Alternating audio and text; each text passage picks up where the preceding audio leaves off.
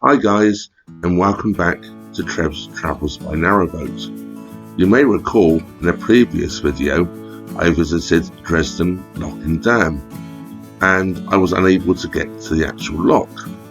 Well, I found a different access route, so here we are today, back revisiting it. Arrived now at the lock, and I'm met with this sign and a big high fence. I did bring my drone with me, but I've decided not to fly it over the fence.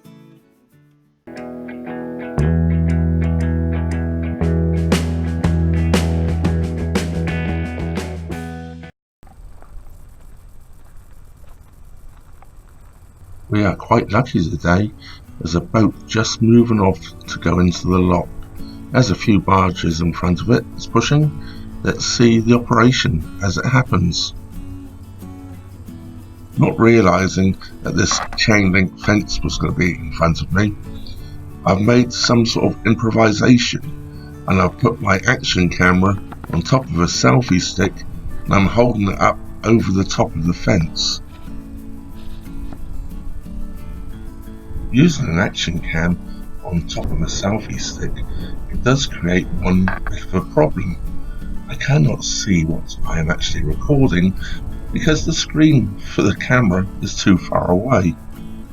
In 1928, the state of Illinois started building this lock, but they ran out of money in 1930. It was then completed in 1933 with federal funding. The lock itself is 600 feet long by 110 feet wide and has a maximum raise of 22 feet. Over here, I found the other side of the lock. This is Dresden lock. I was quite hoping that I would find a way down over here and be able to film it for you, but it doesn't seem to be happening. So we'll carry on walking and see what pops up.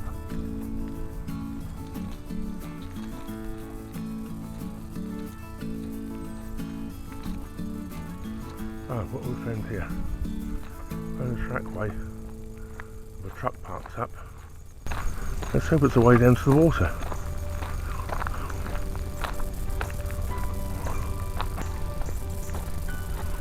Pathway leading down here, going towards the canal section of the river. Let's see where it goes. I'm guessing there's probably people down here fishing.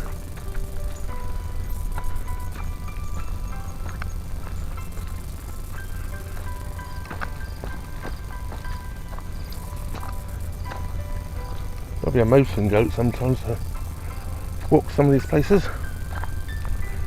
Oh well, I guess a 60-year-old mountain goat now.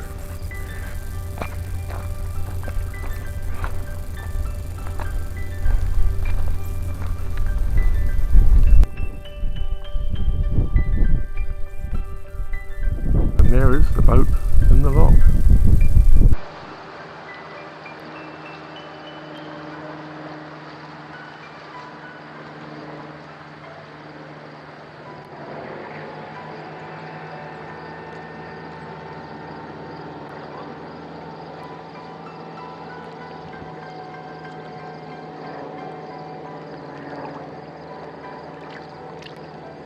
There again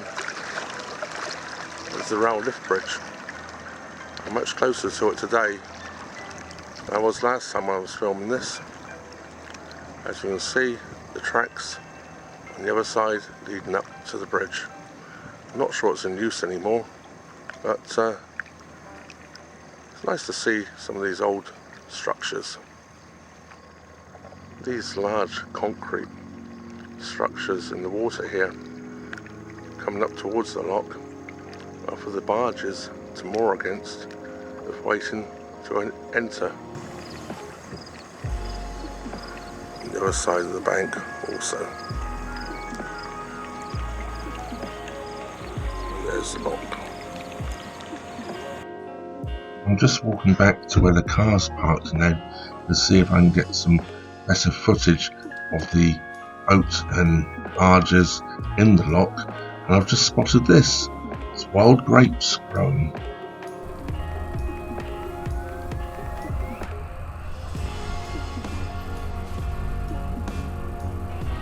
Although these locks are very long, very large, with the tugboat and all the barges, they won't actually fit into the lock. So they have to disconnect the tugboat from the barges, which then goes in alongside them.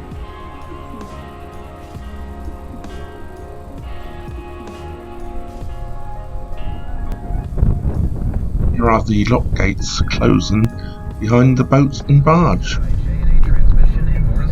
It was warm out today, so here I am driving off to go and get a quick beer on the way home.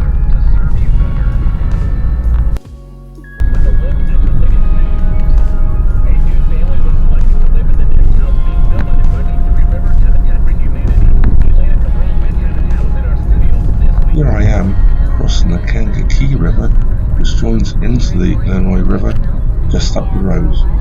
I've chosen to come to Workforce Brewery in Plainfield because I hear they have an English style bitter on cask. When I got here, I found they'd run out, but they still had it on CO2. Here it is, and a very nice pint it is too. Well, I say a pint, 14 ounces, and they use the Kent Golden hops in it. I was not expecting this. I can make for a pint.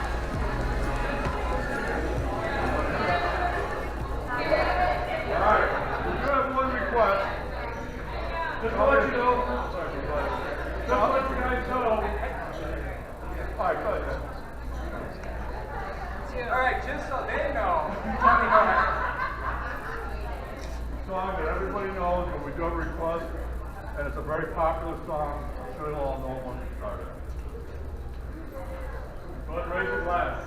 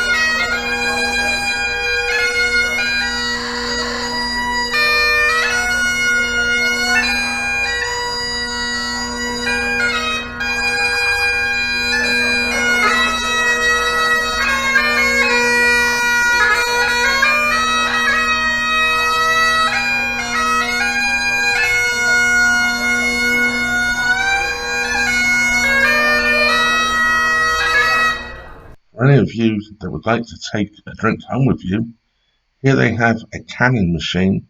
You and take 32 ounces of your favourite beer home in a can.